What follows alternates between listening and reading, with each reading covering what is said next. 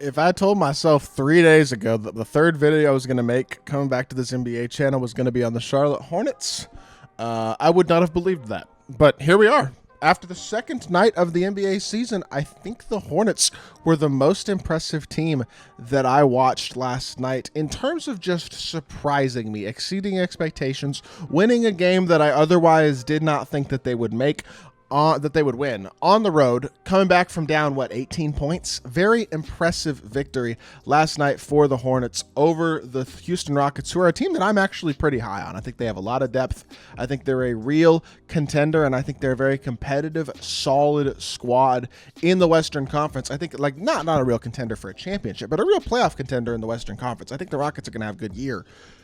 The Hornets were down 18 points and came back in very impressive fashion in the second half, outscoring the Rockets by 16 points in the second half without Brandon Miller, by the way, who got hurt in the first half. And it doesn't sound as though that is a significant injury. So with that being said, I wouldn't worry too much if you're a Hornets fan about B. Miller, because he should be back and he should be fine. And they're going to need him to be back and to be fine, because injuries are going to be one of the most important deciders of whether or not this team is able to have sustained success this season and actually compete for a playoff spot in the Eastern Conference. Because the team that I saw last night is a team that is 100% capable of competing in the playoffs. That's what this Hornets team looked like last night.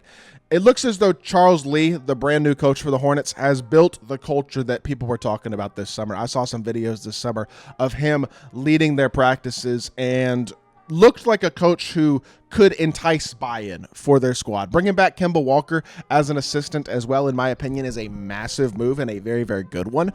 I think these are the types of things that builds a culture in Charlotte, bringing back your franchise's best player in Kemba Walker, as well as a new, young, fiery coach to instill that culture, instill that hard work, those values into these young players, which is what this squad is composed of, and potentially get them to play more for each other, play smarter, and just play higher quality NBA basketball, because the Hornets haven't been competitive the last few years. A couple years ago, they were in the play-in for 2 years in a row, but the last 2 or so years, a lot of injuries, a lot of inconsistency, just a lot of struggle for the Charlotte Hornets last few years. And I think this looks like it could be the team and the roster that finally is able to turn things around. So, number one, LaMelo Ball. That dude is a stud, plain and simple. If he can stay healthy, that is going to be the biggest driver of whether or not the Hornets are able to have success this season. It is that simple. I mean, he went 10 for 20 from the field last night, had 34 points, 11 assists, and 8 rebounds. He is a legitimate triple-double threat every single time he steps on the court, an elite-level passer with tons and tons of talent at the point guard spot. But the question is health. He played 36 games 2 years ago, 22 games last year. That's not going to cut it, plain and simple. And yes, he's a career 37% three-point shooter, and that, by the way, is on shots that I would say are much higher average difficulty than the average three-point shooting point guard. He has the potential to shoot nearly 40% from three. He is an exceptional passer. He provides elite-level size at the point guard spot. Has never been a great defender, but again, if they can get more buy-in out of him and his teammates, this is a team that can be better defensively than we've seen in the past. And again, I mean, I just think LaMelo is a superstar in the waiting. He's an all-star caliber player right now. And on a good team, this is a guy who could start contending for all NBA teams and being one of those really top five-ish point guards in the league. Was very, very impressed with what I've seen out of LaMelo Ball talent-wise over the past few years. But he's got to put it together, stay healthy, and do it on a winning team and in a winning formula. And last night, he looked to do just that, which I thought was really, really good. Now, his co-stars are obviously going to be Miles Bridges and Brandon Miller. Say what you will about Miles Bridges. I'm not a huge fan of the guy. I don't, for understood reasons, I'm not a giant Miles Bridges fan. I cannot support somebody who has done the things that he has done. But he's a good NBA player. He is. You can't take that away from him. He is a good NBA player. He will contribute to winning on the court. I just don't love the guy. I have problems with the player himself. Not the player himself, but the person himself. And hopefully he's a changed guy. But he has in the past shown to be a pretty solid shooter. Last season, not as much, but he also hadn't played in quite a while. He only shot, about 35%, which isn't terrible from the three-point line. If he can get that three-point percentage up just a little bit, continue to be a consistent threat from the outside and rebound as well as he did last night. He had 9 rebounds. If he can crash the the glass and be an impact player in that aspect as well. Obviously, he's an elite level athlete, and he can be a game-changing athlete at times. And good player, but I have a hard time supporting the person. With that being said, I hope he's changed, and I think he's going to be an important cog for the success of the Hornets. Brandon Miller is the young superstar. I mean, he is. Brandon Miller is just a dog. He's super athletic in his own right, but he has such shot creation abilities off the dribble. His ability to get into the mid-range and get shots going.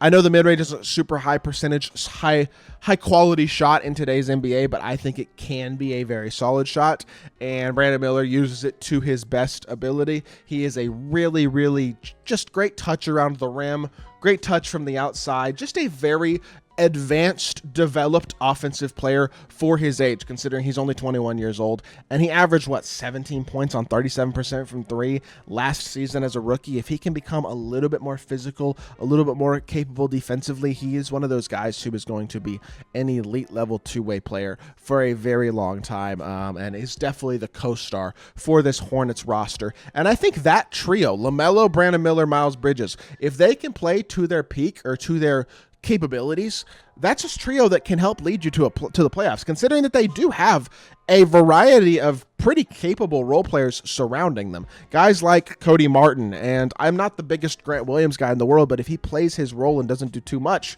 and can shoot the ball decently, he's a useful player. They got veterans off the bench like Seth Curry, like Grant Williams. Trey Mann is just an electric scorer in his own right, and while he hasn't really found his role with consistency in the NBA, he looks to be doing that with this Hornets team, and he is a guy who can come in and give you buckets on any given night.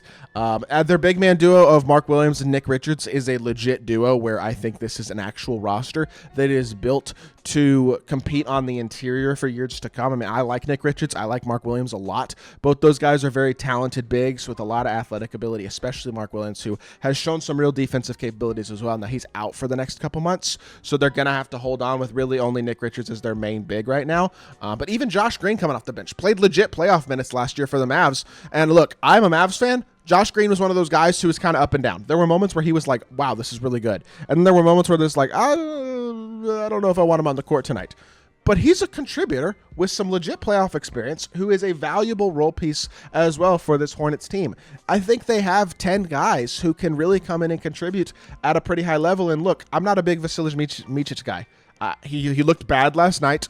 I don't see the role for him with Seth Curry and Trey Mann already coming off the bench. He's not a guy I personally would be trying to work into the rotation, but as a whole, if this team is able to stay healthy, specifically Brandon Miller, Miles Bridges, LaMelo, and Mark Williams. If those four guys can be healthy for the majority of the season, this is a roster that will compete for a playoff spot in the Eastern Conference, and that puts them ahead of schedule because this is not a team that I think on most people's radar was expected to contend this season. But Charles Lee, Kemba Walker, and that staff seem to be building a culture in Charlotte, and this is a team that I think is poised to exceed expectations this year and start to put themselves into the conversation to potentially contend a couple more years down the road, because I actually like the core that they're building, and I think they have a lot of youth, a lot of talent, and are going to be a very, very fun team to watch as well. This is a team that's pretty high up on my League Pass fun to watch team rankings, I guess.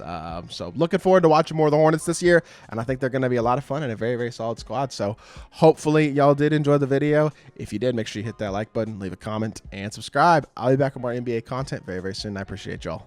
Peace.